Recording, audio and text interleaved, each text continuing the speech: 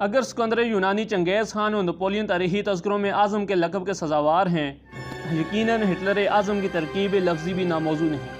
اگر مصطفیٰ کمال کا نام صرف اس لیے ہمیشہ یاد رہے گا کہ اس نے یورپ کے مرد بیمار کو ایک مرتبہ پھر دنیا کی تنوعمند قوموں کی صف میں لا کھڑا کیا تھا، تو پہلی جنگ عظیم کے بعد جرمنی جس شکست خوردہ ذہنیت اور احساس کمتری کے تاریخ غاروں میں گر چکا تھا، وہاں سے اسے نکال کر دنیا کی زبردست ترین سلطنتوں کے پہلو با پہلو لا کھڑا کرنے والا ہٹلر بھی کبھی انسانی حافظے کو فراموش نہ ہوگا۔ ہٹلر نے اس وقت منتشر ذہن رکھنے والے جرمنوں کو نہ صرف ایک زبردست طاقت کی صورت میں منظم کر دیا، بلکہ انہیں ایک نیا فلسفہ دیا۔ اس فلسفے کا عنوان طاقت اور تشدد ہی کیوں نہ ہو، لیکن اس کے دورس اثرات نے آج جمہوری اور اشتراکی دونوں فلسفوں کو قابل عمل ضابطہ حیات کی حیثیت سے پیچھے چھوڑ دیا ہے۔ انگریزی، روسی اور امریکی اساکر نے جرمن افواج کو میدان جنگ میں ضرور شکست دی، لیکن وہ ہٹلر کے نظام فکر کو نہ مٹا سکے۔ ہٹلر کے دشمن کو اس کے خلاف کامیاب ہیں، لیکن اس کے فلسفہ اور طریقہ کار کے سامنے لاجواب ہیں۔ تشدد کے اس پیغمبر نے ایک عالمگیر جنگ میں ہوش سنبھالا اور دوسری جنگ لڑتے لڑتے دنیا سے روپوش ہو گیا، اور اب اس کی تلقین تیسری عالمگیر جنگ کی تیاری کروا رہی ہے۔ ہٹلر بے شک ایک بے پناہ طاقت تھا، اور ہٹلر کے مانوی فرزند بھی اس کے نقش قدم پر چل کر ضرور ایک تباہ کن طاقت ثابت ہوں گے، لیکن ہٹلر کے فلسفہ تحریب کو دوام ممکن نہیں۔ دائمی امن و سکون اور مسرت کے لیے بنی آدم کی فطری خواہش ایک ایک ہٹلر کو فنا کر کے دم لے گی۔ جب تک دائمی سلامتی کارگاہ عالم پر چھا نہیں جاتی، تب تک ظلم اور کفر کے شرازے اسی طرح بن کے منتشر ہوتے رہیں گے۔ معزز ناظرین، میں ہوں شان علی اور آپ کو آپ کے اپنے یوٹیوب چینل ایسے نالج میں خوش آمدید۔ ناظرین گرامی، آج کی ویڈیو میں آپ جانیں گے کہ کس طرح ایک آرٹسٹ، مصور بننے والا شخص خون کی ہولی کھیلنے پر مجبور ہو گیا۔ جی ہاں دوستو، ہاں کسی اور کی نہیں بلکہ ہم بات کرنے جا رہے ہیں ایک ہٹلر کی، جو کہ آرٹسٹ، مصور تو نہ بن سکا، لیکن ایک غصے اور زہر کا سورج بن کر ضرور طلوع ہوا۔ ہٹلر کے آغاز اور انجام کا ایک نقشہ ذہن میں رکھتے ہوئے آئیے ہٹلر سے ملیے اور چشم تصور سے دیکھیے کہ یہ فتنہ کس طرح سے پیدا ہوا، کیسے پرورش پائی، اور کیا کیا گل کھلانے کے بعد کس نئے فتنے کا بیج بو کر کس فتنہ سامانی سے روپوش ہو گیا۔ اگر آپ چینل پر نیو ہیں تو چینل کو سبسکرائب کر دیں، کیونکہ ہم لاتے رہتے ہیں آپ کے لیے اس طرح کی ہسٹوریکل ویڈیوز ڈیلی۔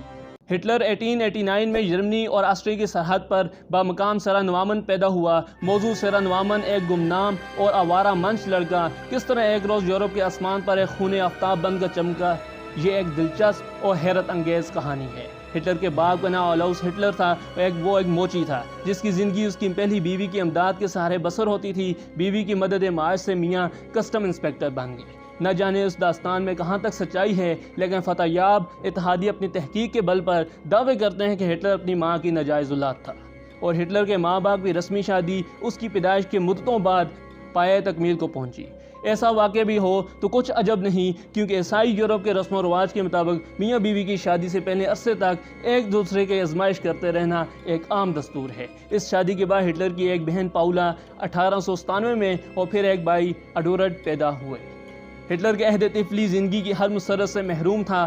باپ ہمیشہ ہٹلر کی اس آرزو کی مخالفت کرتا تھا کہ وہ ایک نقش کار یا آرٹسٹ بنے، یہاں تک کہ خود ہٹلر کے بیان کے مطابق رفتہ رفتہ وہ اپنے باپ سے نفرت کرنے لگا۔ تقدیر نے اسے ماں کی آغوش محبت میں بھی زیادہ دیر سکون خاطر حاصل نہ کرنے دیا۔ اگر یہ کہا جائے تو مبالغہ نہ ہوگا کہ ہٹلر کی زندگی میں کبھی اس سے سچی محبت کی ہی نہیں گئی۔ سماج نے ہٹلر کے بچپن میں اس سے جو بدسلوکی روا رکھی تھی، بڑے ہو کر ہٹلر نے تمام دنیا سے اس کا خوفناک انتقام لیا۔ سچ ہے، برے اسباب کے نتیجے بھی ہمیشہ برے ہوتے ہیں۔ جو قوم اپنے نونہالوں کو گناہ اور سخت گیری سے محفوظ نہیں رہتی، اسے جلد ہی اپنے اعمال کی پاداش بھی بھگتنی پڑتی ہے۔ انفوان شباب میں ہٹلر شجاعان جرمنی کے کارنامے تاریخ کے صفحات سے پڑھ پڑھ کر آپے سے باہر ہو جاتا تھا۔ اگرچہ اس کا باپ آسٹریا ہنگری کی ملوکیت کا نمک خوار تھا، لیکن ہٹلر اس گن کھائے ہوئے بوسیدہ شاہی خاندان سے سخت متنفر رہتا تھا۔ جب اس کی عمر 13 برس کی ہوئی تو اس کا باپ مر گیا۔ 2 سال بعد ماں بھی اسے داغ مفارقت دے گی۔ وہ تنہا تھا، اس وسیع، بے رحم، تاریک اور ڈراؤنی دنیا میں بالکل تنہا رشتہ داروں کے ٹکڑوں پر اسے زندگی بسر کرنا اجیرن دکھائی دیتا تھا۔ ذرا سوچئے اس ننھی سی جان کا احساس رنج و کرب کتنا شدید ہوگا۔ 18-19 برس کی عمر میں ہٹلر آسٹریوی دارالحکومت ویانا کو روانہ ہوا اور ایک تمدن ناآشنا چھوٹے سے گاؤں سے چل کر ایک بڑے شہر میں بے یار و مددگار پہنچا تھا۔ اس پر مصیبتوں کے پہاڑ ٹوٹ پڑے تھے۔ وہ ہمیشہ افکار و آلام میں مستغرق رہتا تھا۔ اس کے پاس پیٹ بھر کر کھانے کو پھوٹی کوڑی نہ ہوتی تھی، لیکن اس کے دل میں اب بھی یہی سمائی تھی کہ وہ ایک نقشہ نویس آرٹسٹ بنے گا۔ اس نے ایک آرٹ اسکول میں داخلہ لیا، لیکن اسے مدرسین نے یہ نادری حکم سنا دیا کہ وہ نقشہ نویسی کے بجائے فن تعمیر کی تعلیم حاصل کرے۔ افلاس نے اسے بری طرح گیر رکھا تھا، مجبوراً وہ فن تعمیر کی تربیت حاصل کرنے کے بجائے کسی عمارتی ٹھیکیدار کے ماتحت کلیوں اور مزدوروں کے ساتھ مٹی ڈھونے لگا۔ تذلیل و تحقیر اور غیظ و غضب کا ایک طاقتور جذبہ اس کے رگ و ریشوں میں سما گیا۔ مزدوروں کے نام نہاد لیڈر خود تقریبوں کے نام پر امیریاں کرتے تھے، لیکن مزدوروں کی حالت نہ سنبھلتی تھی۔ پہلے ہٹلر نے بھی مزدور لیڈروں کی ہمنوائی کی، لیکن رفتہ رفتہ اسے کمیونسٹ اور ٹریڈ یونینسٹ اشتراکی لیڈروں سے سخت نفرت ہو۔ انہی دنوں وائنا کا ایک جرمن لیڈر کارل لوئجر یہودیوں کے خلاف نسلی امتیاز کا مسلسل پروپیگنڈے کر رہا تھا۔ ہٹلر کو کچھ تو اپنی طبی افتاد کے باعث اور کچھ لوئجر کے پروپیگنڈے سے متاثر ہو کر اپنی ذلت اور یہودی سرمایہ داروں کی چہرہ دستیوں کے خاتمے کا واحد راستہ جرمنوں کے احساس برتری کی بیداری اور تمام جرمن نسل کے اتحاد کی تکمیل میں نظر آنے لگا۔ چنانچہ ہٹلر نے اس خواہش کو بار بار اپنی تصنیف تسکے ہٹلری میں دہرایا ہے۔ جسمانی محنت اور مشقت سے فرصت ملنے پر ہٹلر پوسٹ کارڈ سائز کے گتے کے ٹکڑوں پر نقش کاری کیا کرتا تھا۔ فارغ اوقات میں وہ اس قسم کی تصویریں فروخت کر کے اپنی آمدنی میں اضافہ کرنے کی کوشش کرتا تھا، لیکن اس سے بھی اس کی حالت نہ سنبھلی۔ مجبور ہو کر 1913 میں وہ میونچ روانہ ہو گیا۔ اس کی جدوجہد اور مشقت کی زندگی تو یہاں بھی جاری رہی، لیکن اس کی حالت میں ایک تبدیلی بھی پیدا ہو گئی۔ یہاں اس نے ایک کمرشل آرٹسٹ کی چھوٹی سی دکان کھول دی۔ پیٹ کا دوزخ بننے کے لیے کچھ دال دلیوں سے میسر آ جاتا تھا۔ 1914 میں ہٹلر کی قسمت کا پانسا پلٹا۔ جنگ کا آغاز ہوتے ہی اس نے سجدہ شکر ادا کیا، وہ جرمن فوج میں بھرتی ہو گیا۔ آج تک وہ ایک آسٹریلین شہری اور غیر جرمن سمجھا جاتا تھا۔ 1914 سے لے کر 1918 تک سپاہی کی حیثیت میں ہٹلر کا ریکارڈ سوائے اس کے کوئی خاص امتیاز نہیں رہتا تھا کہ اسے کسی دلارانہ کارنامہ کے صلے میں آئرن کراس کا تمغہ مل گیا تھا۔ وہ کارل پورل کے عہدہ تک پہنچ گیا۔ 1912 میں وہ دریائے سومے کے مارکا کے اندر ناکارہ ہو کر ایک ہسپتال میں داخل ہو گیا اور جنگ کے اختتام تک وہیں رہا۔ جب صلح ہو گئی تو وہ پوری طرح صحتیاب بھی نہ ہوا۔ جنگ میں جرمنی کی شکست ہٹلر کے خیالی قلعوں کا انہدام تھا۔ خود اس کے اپنے قول کے مطابق وہ اپنی ماں کی موت کے بعد اس موقع پر پہلی بار داڑیں مار مار کر رویا تھا۔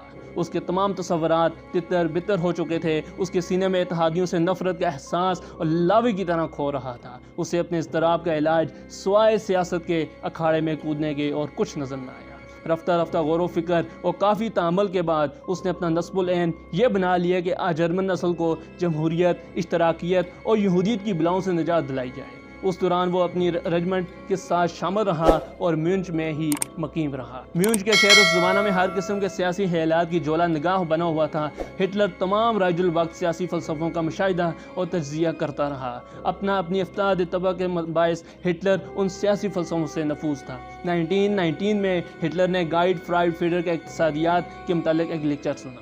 وہ فیڈر کی نظرت خیالی سے بڑا متاثر ہوا۔ فیڈر کا نظریہ اقتصادیات یہ تھا کہ دولت کی دو قسمیں ہیں۔ ایک دولت سودی سرمایہ داری کا نام ہے جس کے مالک یہودی ہیں اور وہ بغیر محنت یا مشقت کے محض عیاری، فریب کاری اور سود خوری سے جرمن مزدوروں کا خون چوس چوس کر موٹے ہو رہے ہیں۔ سودی سرمایہ داری اپنی بین الاقوامی تجارت کو فروغ دینے کی خاطر جرمنی کا قومی مفاد قربان کرنے سے بھی دریغ نہیں کرتے۔ برعکس اس کے دولت کی ایک دوسری قسم وہ ہے جو محنت و مشقت اور کفایت شعاری سے فراہم کی جاتی ہے۔ ایسی دولت جرمنی کے قومی مفاد کے منافی نہیں بلکہ جرمنی کی آزادی کی ضمانت ہے۔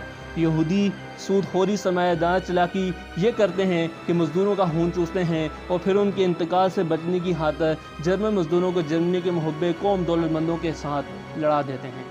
ہٹلر نے فیڈر کے اس اقتصادی نظریے پر بلشوکی سوشلزم اور جرمن نیشنل سوشلزم کے مابین خط امتیاز کھینچ دیا۔ جہاں بلشوکی سوشلزم سر سے سرمایہ داری کو ختم کر دینے کا مدعی تھا، وہاں جرمن نیشنل سوشلزم سرمایہ پر صرف اس حد تک پابندیاں عائد کرنے کا خواہاں تھا جو جرمنی کے قومی استحکام کے لیے ضروری ہے۔ فیڈر کی جرمن ورکرز پارٹی ایک چھوٹی سی جماعت تھی جس میں گنے چونے آدمی شامل تھے۔ ہٹلر کو اس پارٹی میں شامل ہونے کے لیے کہا گیا تو پہلے اس نے تعامل کیا، لیکن پھر یہ دعوت قبول کر لی۔ وہ پارٹی کا 7واں رکن تھا۔ جلد ہی ہٹلر بہت سے غیر مطمئن جرمن فوجیوں کو بھی اس پارٹی کارکن بنانے میں کامیاب ہو گیا۔ تجربہ نے ہٹلر پر ثابت کر دیا کہ وہ ایک مؤثر مقرر بھی ہے۔ جب وہ تقریر کرتا تو ایک بڑا ہجوم اس کی باتیں سننے کے لیے جمع ہو جاتا۔ ہٹلر پوری شدت سے اشتراکیوں، جمہوریوں اور یہودیوں کے خلاف سہ زہر اگلتا۔ وہ معاہدہ رسائی کی دریاں اڑا کر رکھ دیتا۔ عوام جب تالیوں اور نعرہائے تحسین سے آسمان سر پر اٹھا لیتے تو ہٹلر کی تشنہ روح اور مجروح وقار ایک عجیب قسم کی تسکین محسوس کرتے۔ ہٹلر کی ذاتی زندگی اور اصلاح کے علاوہ اس کی کامیابی کے اہم راز یہ بھی تھا کہ ہٹلر کا اضطراب اور جوش انتقام لاکھوں جرمنوں کی دلی کیفیتوں کا ترجمان تھا۔ جرمن فوجی جنہیں معطل کر کے ملکی زندگی سے خارج کر دیا تھا، ہٹلر پاس جان چھڑکتے تھے۔ جرمن صنعتوں کے مالک جن کا کاروبار اشتراکیوں اور بیرونی دشمنوں کے اثر سے تباہ ہو رہا تھا، اپنی دولت ہٹلر کے قدموں پر نچھاور کر رہے تھے۔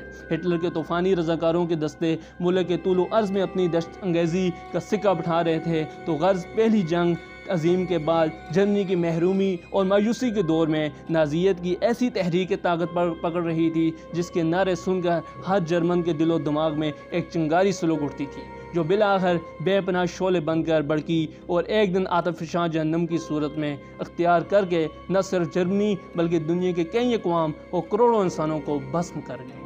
8 نومبر 1923 کو جرمنی میں سیاسی فسادات رونما ہوئے۔ ہٹلر کو گرفتار کر کے بغاوت کے الزام میں نظر بند کر دیا گیا۔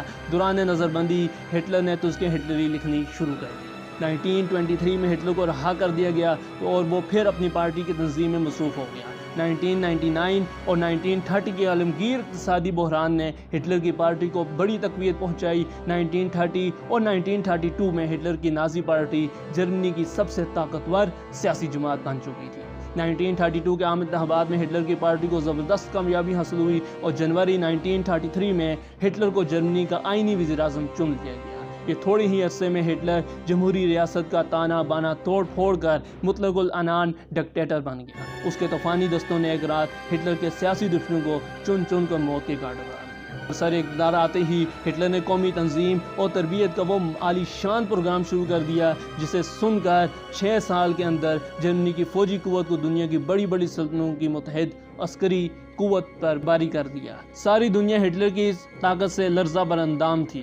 کبھی وہ بغیر مقابلہ کے رائن لینڈ پر قبضہ کر لیتا تھا تو کبھی خون کے ایک قطرہ بہائے بغیر آسٹریلیا کا الحاق کر لیتا تھا، اور کبھی اس کی غضبناک آنکھوں کا ایک اشارہ چیکو سلاویکیا کو ریزہ ریزہ کر کے برطانیہ اور فرانس کے چھکے چھڑا دیتا تھا۔ 1939 میں ہٹلر نے پولینڈ سے ڈانزگ کے جرمن شہری کی واپسی کا مطالبہ کیا۔ برطانیہ کے چھاتا برادر وزیر اعظم مسٹر چیمبرلین کو بھی اب احساس ہو چکا تھا کہ ہٹلر کو آگے بڑھنے دیا تو یہ فرانس کا سر اور برطانیہ کی کمر توڑ کر ہی دم لے گا۔ چنانچہ برطانیہ اور فرانس نے ایک پولینڈ اور دوسری طرف رومانہ اور بلکان کی دوسری ریاستوں کے تحفظ کی گارنٹی کا اعلان کر دیا۔ ہٹلر نے جب دیکھا کہ برطانیہ اور فرانس جرمنی کو محاصرے میں لینے کے لیے روس کے ساتھ ساز باز کر رہے ہیں تو ہٹلر نے پیش دستی کر کے خود روس سے پولینڈ کا بٹوارہ کر لیا۔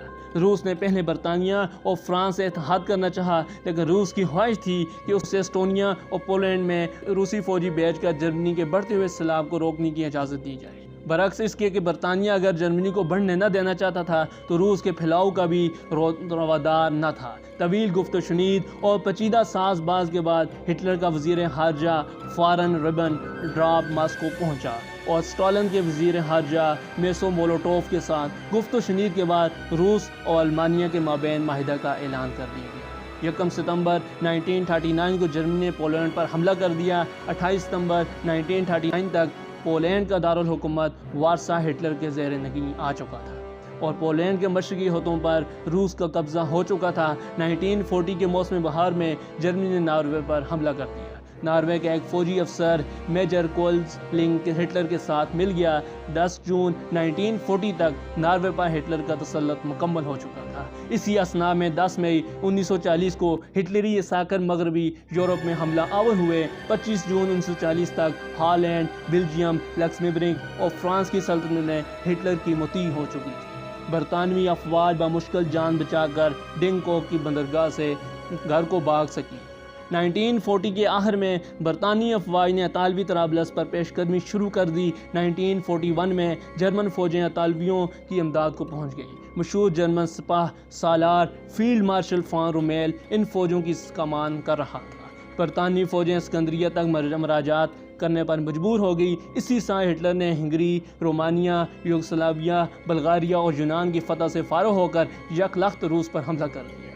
شروع میں ہٹلر کی پیش قدمی کی رفتار اتنی تیز تھی کہ شمال میں لینن گراڈ، ویسٹ میں ماسکو اور جنوب میں یوکرین اور کریمیا کو فتح کرنے کے بعد کوہ کاف تک جرمن فوجیں پہنچ چکی تھیں۔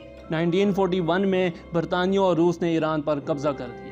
1943 میں روسیوں نے جوابی حملہ شروع کیا۔ 1944 میں جرمن فوجوں کو روسیوں کے مقابلے میں شکستیں ہونے لگیں۔ جون 1944 میں امریکہ اور برطانیہ کی فوجیں مغرب سے مقبوضہ فرانس پر حملہ آور ہو گئی۔ 2 ماہ کے اندر فرانس، بیلجیم اور ہالینڈ پر اتحادیوں کا قبضہ ہو چکا تھا، لیکن جب اتحادی افواج فرانس اور جرمنی کی سرحد پر سے سیگفریڈ لائن تک پہنچ گئے تو ان کو رک جانا پڑا۔ ہٹلر نے آخری بار اپنی قوت مجتمع کر کے آرڈیننس کے میدان پر ایسا زبردست حملہ کیا کہ اتحادیوں کو 60-70 میل کے محاذ پر پیچھے ہٹنا پڑا، لیکن اتحادی جلد ہی سنبھل کر پھر حملہ آور ہوئے۔ ادھر روس جرمن فوجوں کو شکست دیتا ہوا جرمن علاقے کے اندر داخل ہو چکا تھا۔ ہٹلر نے جب اپنی شکست کو یقینی سمجھا تو اس کی عزت کی موت کو ذلت کی زندگی پر ترجیح دی اور 30 اپریل 1945 کو خودکشی کر کے اپنی نعش چتا پر جلوا دی۔ 8 مئی 1945 کو جرمن فوجوں نے اتحادیوں کے سامنے غیر مشروط طور پر ہتھیار ڈال دی۔ یہ تھا ایک عظیم المرتبت فلاسفر، ایک کامیاب انقلابی، ایک زبردست فاتح، ایک دانش مند مدبر اور ایک اولو العزم سیاستدان کا حسرتناک انجام۔ علامہ اقبال نے نپولین پر نظم لکھتے ہوئے ڈکٹیٹروں کے حشر کا کیا خوب نقشہ کھینچا ہے مگر فرصت کردار نفس یا دو نفس، ہے مگر فرصت کردار نفس یا دو نفس، عوض یک دو نفس، قید کی سب ہائے دراز، قید کی سب ہائے دراز۔